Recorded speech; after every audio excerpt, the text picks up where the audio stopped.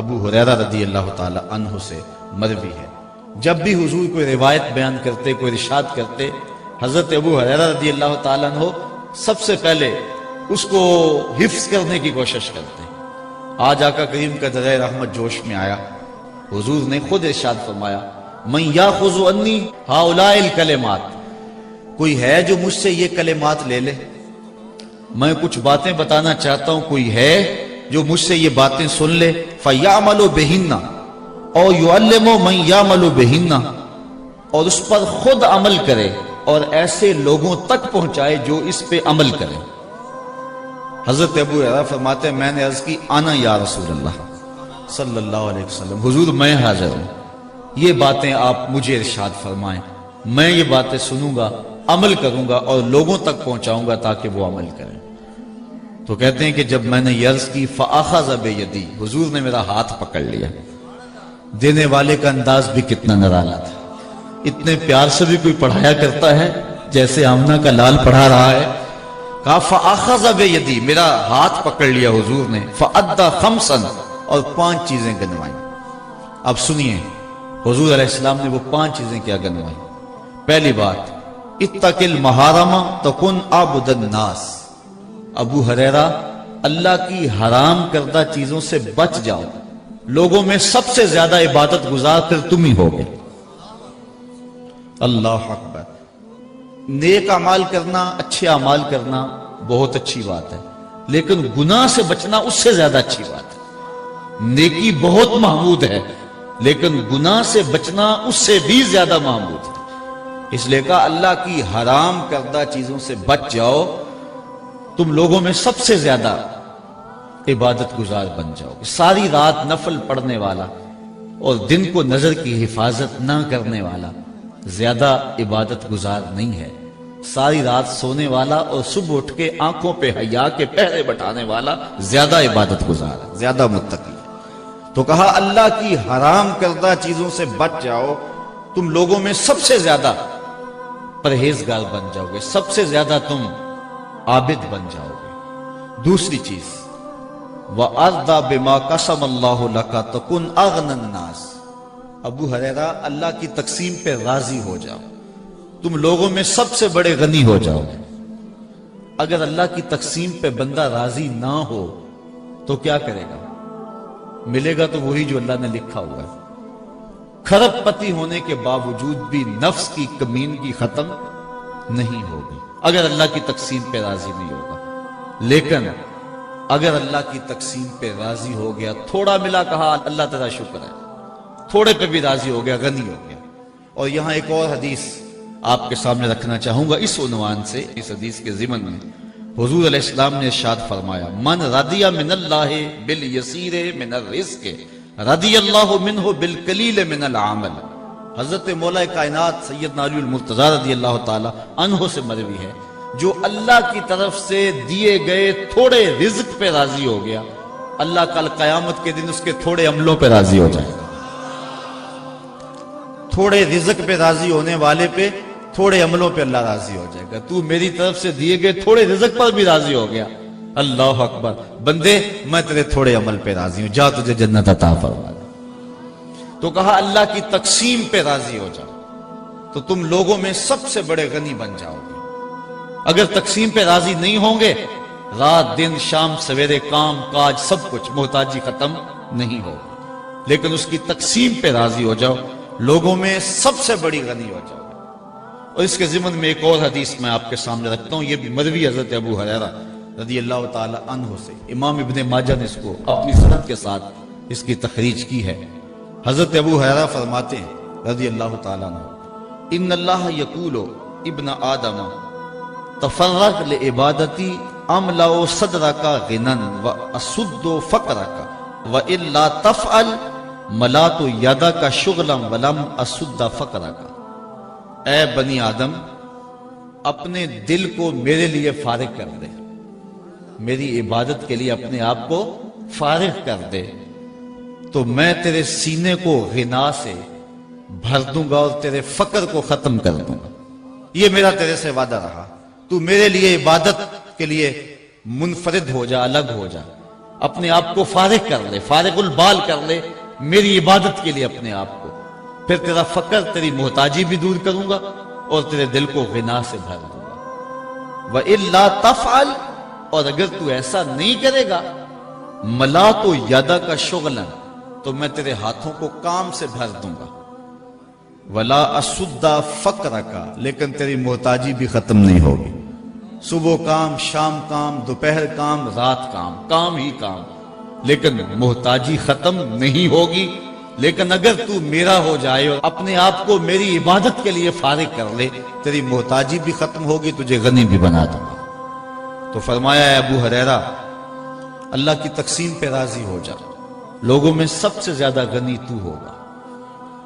تیسری بات، وَأَحْسِنْ إِلَىٰ جَارِكَ تَكُنْ مُؤْمِنًا، ہمسائے کے ساتھ اچھا سلوک کرنا، تو مومن بن جائے گا۔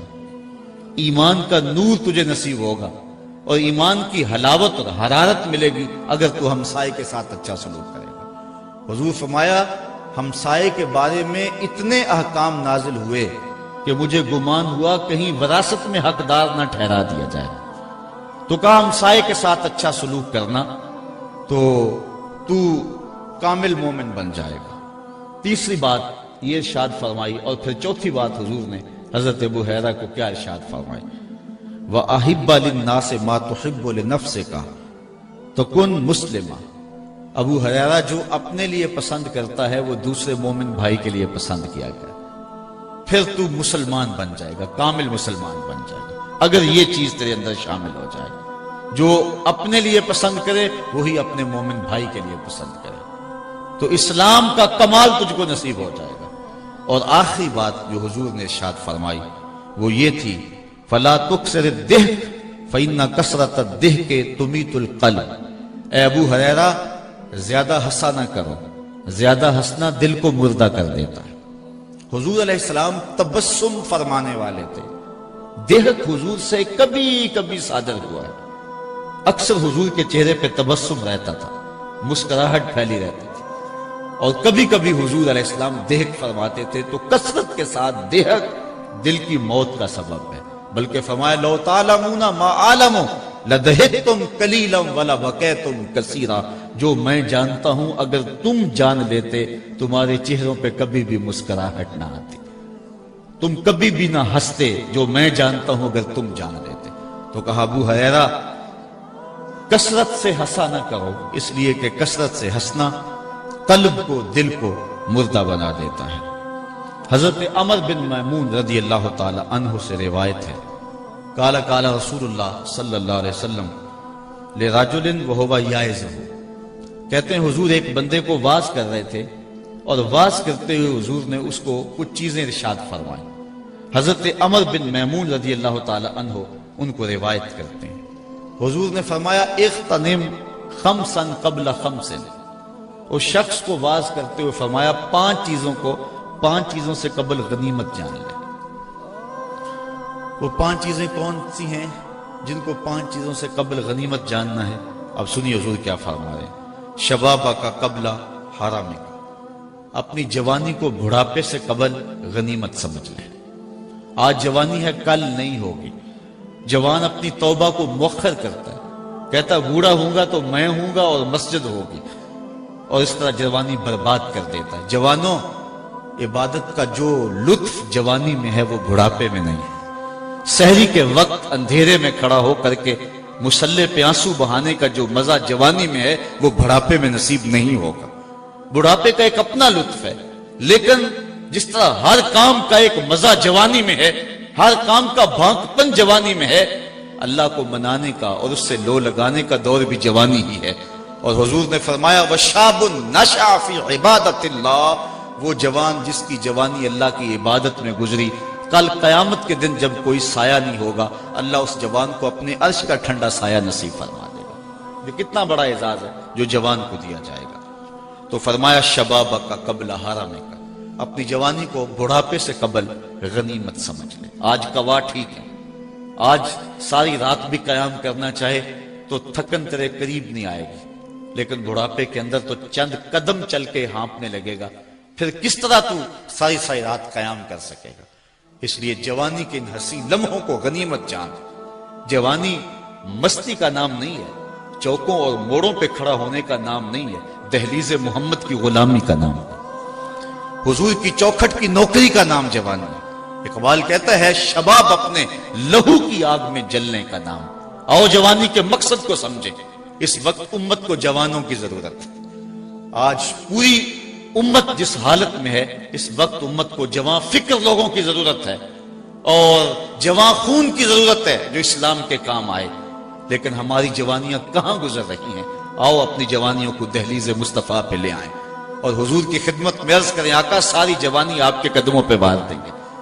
اور جوانی کی اس مقصدیت کو سمجھیں تو فرمایا شباب کا قبل حرم کا، اپنی جوانی کو بڑھاپے سے قبل غنیمت جان۔ صحت کا قبل سقم کا، اپنی صحت کو بیماری سے قبل غنیمت جان۔ آج صحت ہے کل نہیں ہوگی، نہ جانے کب بیماری کا اچانک حملہ ہو جائے پھر ہاتھ ملتا رہ جائے۔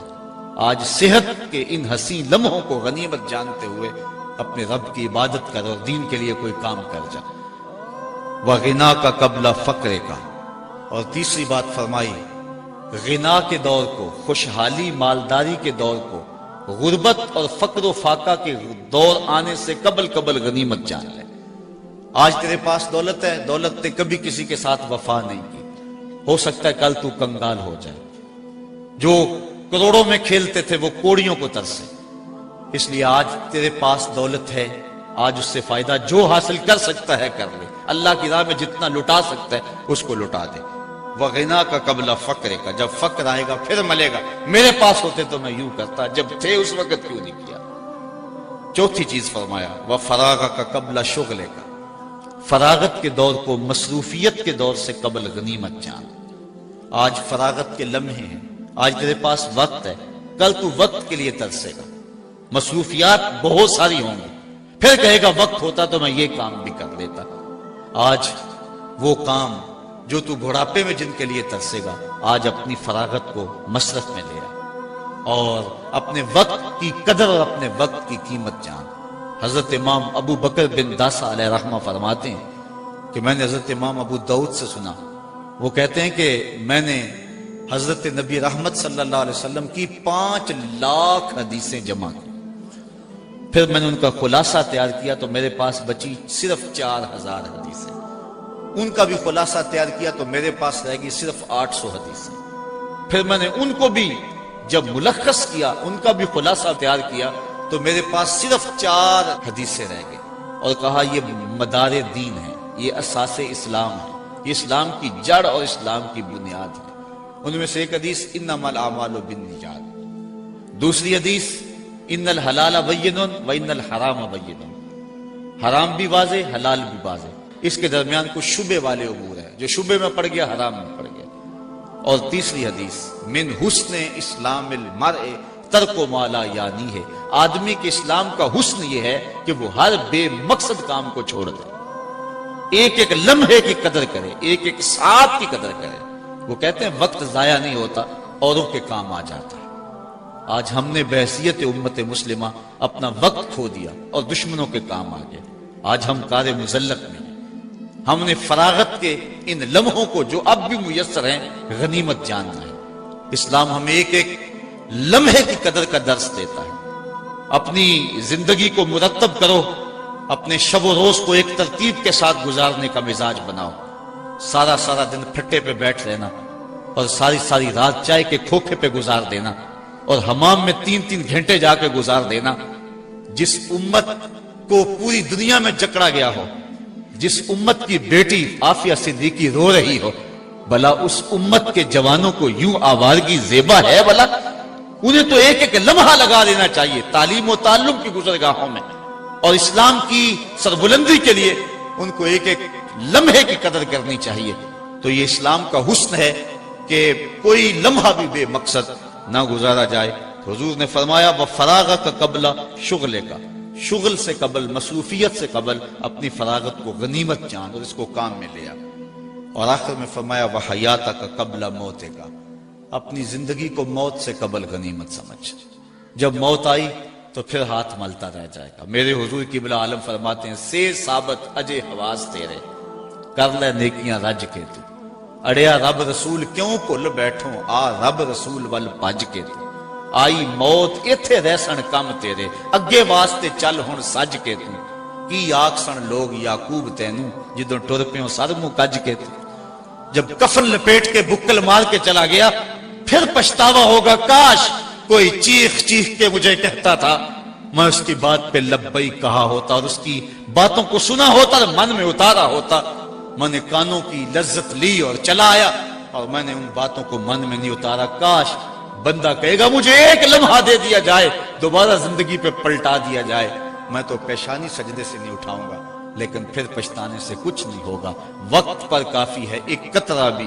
آب خوش ہنگام کا جل گیا جب کھیت برسا می تو پھر کس کام کا اس دن پچھتانے کا کوئی فائدہ نہیں وحیات کا قبل موت کا تمہارے نبی تمہیں بیان کر رہے ہیں تمہیں بتا رہے ہیں تمہیں وقت کی قدر سکھا رہے ہیں زندگی کو غنیمت سمجھ لو صحت کو غنیمت سمجھ لو فراغت کو غنیمت سمجھ لو مالداری کو غنیمت سمجھ لو اور جوانی کو غنیمت سمجھ لو یہ سب کچھ نہیں رہے گا یہ ڈھلتے سائے ہیں ختم ہو جائیں گے اللہ اکبر آئیے حضور کا ایک اور فرمان دیکھتے ہیں جس کو روایت کرتے ہیں حضرت ابو کبشہ انماری رضی اللہ تعالیٰ عنہ انہو سامع رسول اللہ صلی اللہ علیہ وسلم کہتے ہیں یہ بات میں نے حضور سے سنی ہے کتنے خوش نصیب تھے جو حضور سے سنتے تھے کتنے خوش نصیب تھے جو حضور سے گفتگو سنا کرتے تھے حضور کا دیدار بھی کیا کرتے تھے حضرت ابو ذر غفاری رضی اللہ تعالیٰ عنہ فرماتے ہیں سمیت و بے اوزو نہیں لوگوں میں نے حضور کی یہ باتیں اپنے ان کانوں سے سنی ہیں کتنا ناز ہے انہیں استاد ذوق نے اپنے شاگردوں کو کہا تھا آنے والی صدیاں تم پہ ناز کریں گی اے لوگو تم نے ذوق کو دیکھا تم نے ذوق سے باتیں کی ہیں وہ کہتا ہے زمانہ کہے گا یہ لوگ ذوق سے ملتے رہیں استاد ذوق سے باتیں کرتے رہیں یار جو استاد ذوق سے ملا ہے آج کوئی لوگ ہیں اخبار میں چھپتا جی میں قائد اعظم کو ملا ہوں جو قائد اعظم کو ملا وہ تو ناز کرتا ہے جس نے اقبال سے ملاقات کی ہے وہ ناز کرتا ہے جو استاد ذوق سے ملا ہوا ہے وہ ناز کرتا ہے پھر وہ کتنا ناز کرتے ہوں گے جنہوں نے اپنی آنکھوں سے جمال محمد عربی کو دیکھا تھا اس لیے وہ کہتے تھے لوگوں ہم نے ان کانوں سے حضور کی باتیں سنی اور حضرت ابو طفیل اونچے ٹیلے پہ چڑھتے ہیں 110 ہجری میں فوت ہونے والے سب سے آخری صحابی ایک ٹیلے پہ چڑھ کے لوگوں کہنے لگے لوگوں میری جانب آؤ میرے علاوہ کوئی نہیں ہے جس نے حضور کو دیکھا صرف یہی آنکھیں رہ گئی ہیں جس نے جمال رسول دیکھا ہوا ہے آؤ مجھ سے حضور کی باتیں پوچھے لوگوں نے کہا صف لنا رسول اللہ صلی اللہ علیہ وسلم اچھا پھر حضور کا حلیہ بیان کر دیجئے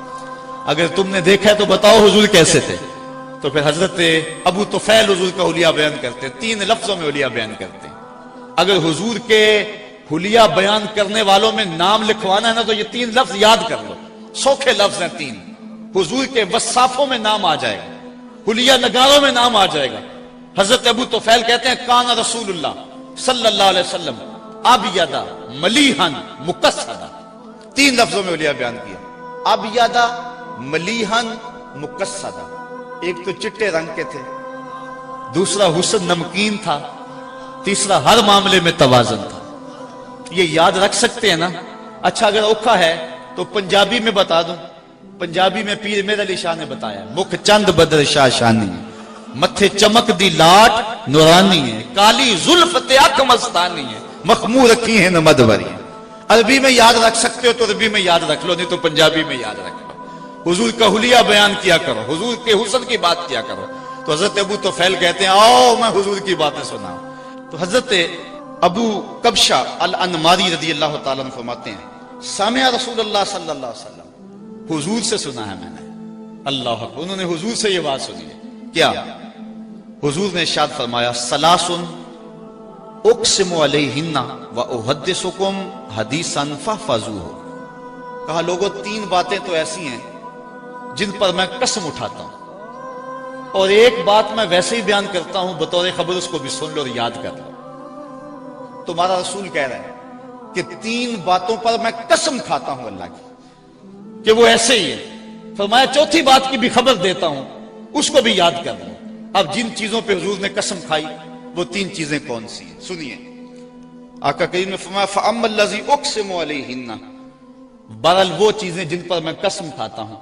ان میں سے ایک یہ ہے فَإِنَّهُ مَا نَقَصَ مَالُ عَبْدٍ مِّن صَدَقَةٍ کہا اس پہ اللہ کا محبوب قسم کھا رہا ہے، آمنہ کا لال قسم کھا رہا ہے، کہا اس پہ میں قسم کھاتا ہوں۔ کیا؟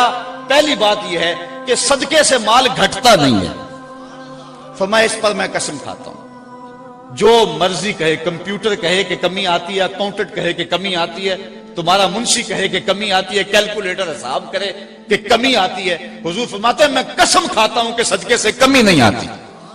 اس بات پر تو میں قسم کھاتا ہوں۔ ایک بات یہ ہے، جتنا مرضی خرچ کرو راہ خدا میں، حضور فرمایا میں قسم کھاتا ہوں کہ کمی نہیں ہوگی۔ اور جس کو حضور کی قسم پہ یقین ہے، پھر وہ یقین کر لے گا تو پھر اللہ اس کے رزق کو اور زیادہ بڑھا دے گا، کمی آ ہی نہیں سکتی۔ جب کوئی بانٹتا ہے تو اللہ بھی اور عطا کرتا ہے۔ ایک زمانے میں آپ نے کنویں دیکھے تھے، آج کل وہ بند ہو گئے ہیں، اس کی جگہ جو ہے وہ ہینڈ پمپ آ گئے ہیں، ڈونکی پمپ آ گئے ہیں۔ اب ہم اپنی ضرورت ٹیوب ویل کے ذریعے سے حاصل کر رہے ہیں۔ وہ کنویں کسی نے بند نہیں کیے، لیکن دیہاتوں کے اندر جا کر کے اگر دیکھو نا کہیں تو ان کا پانی بہت نیچے ہے اور بہت گدلا ہے۔ پہلے پانی شفاف بھی تھا اور بالکل اوپر بھی تھا۔ اصل بات یہ تھی جب وہ کنویں اپنا پانی باہر دیتے تھے اللہ نیچے سے سوتے عطا کرتا تھا، جب انہوں نے باہر دینا چھوڑ دیا اللہ نے بھی ان کو عطا کرنا چھوڑ دیا۔ اس لیے جب کوئی راہ خدا میں بانٹتا رہتا ہے اللہ اس کے رزق کے اندر برکت ڈالتا رہتا ہے۔ فرمایا ایک بات تو یہ میں قسم فرما کے کہتا ہوں کہ صدقے سے مال گھٹتا نہیں ہے۔ دوسری بات، ولا ظلم عبد مظلمۃ صبر علیہا الا زادہ اللہ بہا عزا۔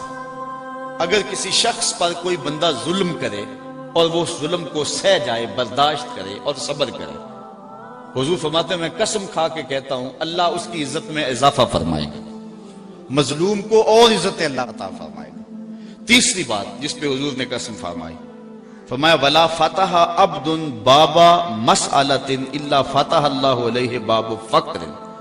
تیسری اس بات پہ قسم کھاتا ہوں جب کوئی بندہ سوال کا دروازہ کھول دیتا ہے، جب کوئی مانگنے لگ جاتا ہے تو پھر اس کی محتاجی ختم نہیں ہوتی، اللہ اس کے لیے فقر کا دروازہ کھول دیتا ہے، محتاجی کا دروازہ کھولتا ہے۔ جو مانگنے والے ہوتے ہیں وہ ساری زندگی مانگتے ہی رہتے ہیں، ان کا پھر مانگنا ختم نہیں ہوتا۔ یہ تین چیزیں حضور نے قسم کھا کے کہی اور فرمایا آگے وَأَمَّا الَّذِي أُحَدِّثُكُمْ فَاحْفَظُوهُ، اور جو بات میں تمہیں ویسے ہی بیان کر رہا ہوں بغیر قسم کے، فرمایا اس کو بھی یاد کر لو۔ وہ کون سی بات ہے؟ فَقَالَ إِنَّمَا الدُّنْيَا لِأَرْبَعَةِ نَفَرٍ، دنیا 4 بندوں کے لیے ہے۔ دنیا میں بندے 4 ہی ہیں، 4 قسم کے لوگ ہیں۔ کون کون سے؟ پہلا، عبد رزقہ اللہ مالا وعلما فہو یتقی فیہ ربہ ویصل رحمہ ویعمل للہ فیہ بحقہ فہذا بافضل المنازل۔ پہلا بندہ وہ ہے جس کو اللہ نے مال بھی دیا، علم بھی دیا، دونوں دولتیں دی، اور اس نے اللہ سے ڈر کر کے صلہ رحمی کی اور جو مال کا حق تھا وہ ادا کیا، رشتہ داروں کے ساتھ اس نے سلوک کیا، اچھے انداز سے اس نے زندگی گزاری، اللہ کی خشیت سے وقت گزارا۔ فہذا بافضل المنازل، فرمایا سارے انسانوں میں اگر منزل و قدر کے لحاظ سے افضل ہے تو ان 4 قسموں کے بندوں میں سے یہ سب سے زیادہ افضل ہے۔ یہ سب سے افضل بندہ ہے جس کو علم بھی دیا گیا تھا، مال بھی دیا گیا تھا، دونوں چیزیں اس کے گھر میں جمع ہو گئی، اور اس نے اس کا جو مصرف تھا اس پر ان چیزوں کو استعمال کیا، رشتہ داروں کے حقوق بھی ادا کیے، دکھیوں کے کام بھی آیا، علم بھی بانٹا اور مال بھی بانٹا۔ دوسرا بندہ فرمایا وعبد رزقہ اللہ علما ولم یرزقہ مالا، وہ بندہ جس کو اللہ نے علم دیا لیکن اس کو مال نہیں ملا تھا، فہو صادق النیہ، لیکن تھا وہ سچی نیت والا بندہ۔ اس نے کہا یقول، وہ کہتا ہے لو ان لی مالا لعملت بعمل فلان فاجرہما سواء، وہ کہتا ہے اگر میرے پاس مال ہوتا نا تو میں یہ کام کر دیتا، فلاں فلاں کام بڑا اہم ہے میں وہ کر دیتا، علم تو ہے میرے پاس مال نہیں ہے۔ تو حضور نے فرمایا کہ یہ بندہ اور جس کے پاس مال بھی اور علم بھی تھا افضل گو وہ ہے، لیکن حضور نے ارشاد فرمایا کہ اجر میں دونوں برابر ہیں۔ اس نے نیت کی گو حاصل نہیں ہوا لیکن اجر اس کو بھی اتنا ہی ملے گا، محض نیت کر لینے سے۔ وعبد رزقہ اللہ مالا وَلَمْ يَرْزُقْهُ عِلْمًا، اور بندہ ایک وہ ہے جس کو مال دیا گیا لیکن علم نہیں دیا گیا. وَهُوَ يَتَخَبَّطُ فِي مَالِهِ بِغَيْرِ عِلْمٍ، اور وہ علم کے بغیر مال میں خلط ملط کرتا ہے. جہاں خرچ کرنا ہے وہاں کرتا نہیں، جہاں نہیں کرنا وہاں کرتا ہے. لا يتقی فیہ ربہ، اور اپنے رب سے ڈرتا نہیں ہے. ولا یصل فیہ راحمہ، اور صلہ رحمی بھی نہیں کرتا. ولا یعمل فیہ بحق، اور جو ہے وہ حق پر عمل نہیں کرتا، جو حق تھا اس کا وہ ادا نہیں کرتا. فہذا باخبث المنازل، حضور نے فرمایا کائنات میں سب سے خبیث بندہ یہ ہے. قدر و منزلت کے لحاظ سے خبیث ترین آدمی اخبث، اس میں تفضیل ہے، سب سے خبیث یہ ہے. اور چوتھا شخص وعبد لم یرزقہ اللہ مالا ولا علما، ایک ایسا بندہ جس کو نہ اللہ نے علم دیا نہ اس کو مال دیا. وہو یقول، اور وہ کہتا ہے لو ان لی مالا، اگر میرے پاس پیسے ہوتے لعملت فیہ بعمل فلان، کہ میں فلاں بندے کی طرح کرتا جس طرح وہ عیش و عشرت کر رہا ہے میں بھی موج کرتا اگر میرے پاس پیسے ہوتے. حضور نے ارشاد فرمایا فہو نیتہ ووزرہ ما سواء، وہ اس کی نیت میں ہے، نہ مال تھا نہ دولت تھی. عیش و عشرت کرنے والے دنیا داروں کو دیکھ کے یہ سوچتا رہا اور یہ کہتا رہا کہ مجھے مال ملا تو میں بھی ایسے اڑاتا، ایسے عشرت کرتا، ایسے عیش کرتا. تو حضور نے فرمایا جس نے کی بھی نہیں لیکن ارادہ رکھتا ہے، فرمایا کل قیامت کے دن دونوں اکٹھے اٹھائے جائیں گے، ان کا گناہ برابر ہی ہوگا، وزر میں دونوں برابر ہوں گے. اللہ اکبر. آئیے حضور علیہ السلام کا ایک اور فرمان دیکھتے ہیں.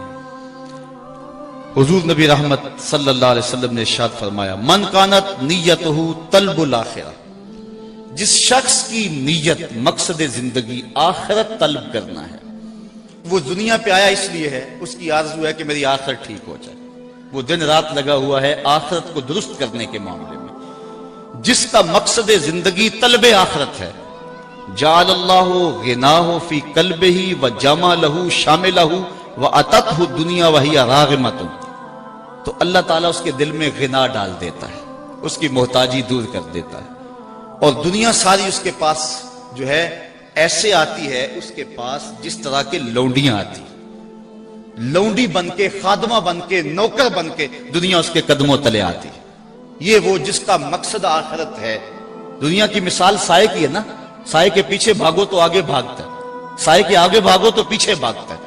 جس کی طلب دنیا نہیں ہے، جس کی طلب آخرت ہے، تو اس کے مقصد اور مقدر کی جو دنیا ہے وہ اس کو ملنی ہے، لیکن اس کے پیچھے بھاگے گی، لونڈیوں کی طرح، خادموں کی طرح اس کے پیچھے آئے گی. اور فرمایا ومن کانت نیتہ طلب الدنیا، اور جس کا مقصد زندگی طلب دنیا ہے، جعل اللہ الفقر بین عینیہ، اللہ تعالیٰ اس کی دو آنکھوں کے درمیان محتاجی لکھ دیتا ہے. وشتت علیہ امرہ، اور اس کے اوپر معاملے مشکل ہو جاتے ہیں، متنوع اور مختلف ہو جاتے ہیں، یہ بھی مصیبت، یہ بھی کرنا ہے، وہ بھی کرنا ہے، ہر وقت پھنسا ہوا ہے.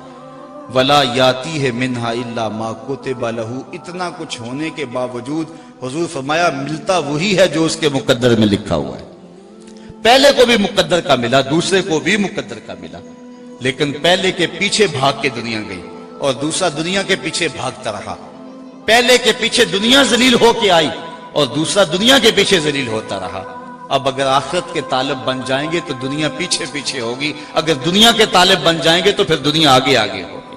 حضرت ابو ہریرہ رضی اللہ تعالی عنہ سے ہی ایک روایت ہے، فرماتے ہیں کہ امرنی ربی بتسع، کہ حضور فرماتے ہیں کہ میرے رب نے مجھے 9 چیزوں کا حکم دیا، میرے رب نے مجھے 9 چیزوں کا حکم دیا. خشیت اللہ فی السر والعلانیہ، کہ میں اعلانیہ بھی اور مخفی بھی اللہ سے ڈروں. ایک تو مجھے اس کا حکم دیا، اعلانیہ طور پہ بھی اللہ کا خوف ہو اور مخفی طور پہ بھی. دوسری بات وکلمۃ العدل فی الغضب والرضا، غصے میں ہوں یا کہ خوشی کے ماحول میں عدل انصاف کو ہاتھ سے نہ چھوڑوں، کلمہ عدل ہی کہوں، مجھے یہ بھی حکم رب نے دیا. تیسرا حکم والقصد فی الفقر والغنا، دولت مندی اور محتاجی، غربت، دونوں ادوار کے اندر مجھے میانہ روی سے چلنے کا حکم دیا ہے.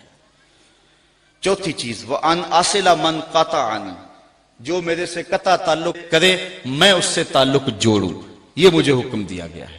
پانچواں حکم یہ دیا گیا، وہ اوتیا من حرامانی، جو مجھے محروم کرے میں اس کی جھولیاں بھر دوں، وعفو عمن ظلمنی، اور جو میرے اوپر ظلم کرے میں اس کو معاف کر دوں، وَإِن يَكُونَ صَمْتِي فِكْرًا، میں خاموش رہوں تو فکر کروں، وَنُطْقِي ذِكْرًا، جب بولوں تو ذکر کروں، وَنَظْرِي عِبْرًا، جب دیکھوں تو عبرت حاصل کروں، وَآمُرَ بِالْعُرْفِ وَقِيلَ بِالْمَعْرُوفِ، اور جب کسی کو حکم دوں تو نیکی کا ہی حکم دوں۔ کہا میرے رب نے یہ مجھے 9 باتیں ارشاد فرمائی ہیں۔ اب حضرت ابو ذر غفاری رضی اللہ تعالی عنہ کو جو حضور نے ارشاد فرمایا وہ بھی سماعت کر لیں۔ قال امرنی خلیلی بسبع، کہا میرے آقا و مولا حضور ختمی المرتبت نے مجھے 7 چیزوں کا حکم دیا۔ وہ حضور فرماتے ہیں میرے رب نے مجھے یہ حکم دیا، ان 9 چیزوں پہ عمل کرو۔ اور یہاں حضرت ابو ذر غفاری فرماتے ہیں میرے آقا نے، حضور نے مجھے ان 7 چیزوں پہ عمل کرنے کا حکم دیا۔ اب ان 7 چیزوں کو من میں اتاریں اور آج کے اس جمعے کے اجتماع میں اپنے دامن میں لپیٹ کے لے جائیں اور اس پر عمل کی کوشش کریں۔ پہلی بات، امرنی بحب المساکین والدنو منہم، حضرت ابو ذر غفاری فرماتے ہیں حضور نے مجھے مسکینوں سے پیار کرنے کا حکم دیا، والدنو منہم، اور فرمایا کہ ان کے پاس بیٹھا کرو۔ جو مسکینوں کے پاس بیٹھتا ہے اس میں تکبر پیدا نہیں ہوتا ہے۔ پہلا حکم حضور نے مجھے دیا کہ میں مسکینوں کے پاس بیٹھا کروں اور ان کے ساتھ محبت کیا کروں۔ اور دوسرا حکم حضور نے یہ دیا، وَآمَرَنِي أَنْ أَنْظُرَ إِلَى مَنْ هُوَ دُونِي وَلَا أَنْظُرَ إِلَى مَنْ هُوَ فَوْقِي، حضور نے مجھے یہ حکم دیا ہے کہ میں اپنے اوپر نہ دیکھوں، اپنے نیچے دیکھوں۔ اپنی مٹی پہ ہی چلنے کا سلیقہ سیکھو، سنگ مرمر پہ چلو گے تو پھسل جاؤ گے۔ حضرت شیخ سعدی فرماتے ہیں کہ میں دمشق کی جامع مسجد میں جمعہ پڑھنے گیا، میرے کسی نے جوتے اٹھا لیے، میرے پاس پیسے بھی نہیں تھے کہ مزید جوتے خرید سکتا۔ بازار میں گزر رہا ہوں، دل میں یہ بات آئی کہ زمانہ تیرا احترام کرتا اور تیری یہ حالت کے جوتے خریدنے کے لیے رقم بھی تیرے پاس نہیں ہے۔ کہتے ہیں یہ شکوہ پیدا ہو ہی رہا تھا، آگے سے ایک بندہ آ رہا تھا جس کے پاؤں ہی نہیں ہے، تو میں نے فوراً سر جھکا دیا، میں نے کہا مالک تیرا شکر ہے، جوتے آج نہیں تو کل نصیب ہو جائیں گے، میرے پاؤں تو سلامت ہیں۔ تو حضرت ابو ذر غفاری فرماتے ہیں مجھے حضور نے حکم دیا، ابو ذر اپنے اوپر نہ دیکھا کرو، اپنے نیچے دیکھا